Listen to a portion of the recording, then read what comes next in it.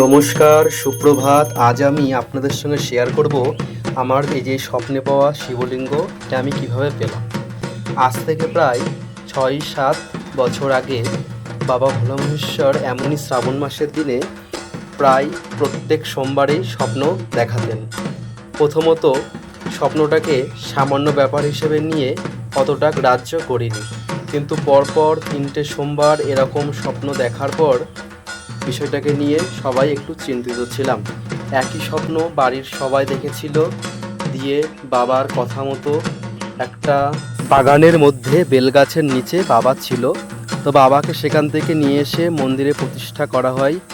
সেই থেকে এখনও অমাবস্যা পূর্ণিমাতে বাবার বিশেষ পূজা করা হয়। অনেক ভক্তরা মন্দিরে আসেন। বাবা ভোলা মহেশ্বর, মা রক্ষাকালী মন্দিরে খুবই জাগ্রত। যে সমস্ত ভক্তরা এখানে আসেন, যারা উপকার পেয়েছেন, তারা অবশ্যই অনুভব পেয়েছেন, তারা অবশ্যই জানেন। সত্যি কথা বলতে বাবার মহিমা, মায়ের মহিমা ছোট্ট একটা ভিডিওর মাধ্যমে বলে বোঝানো সম্ভব নয়। এই বিষয় নিয়ে আমি আরও বিশদ বড় ভিডিও পরবর্তীকালে আনার চেষ্টা করব। সকলে মন্দিরের সঙ্গে থাকুন, পাশে থাকুন।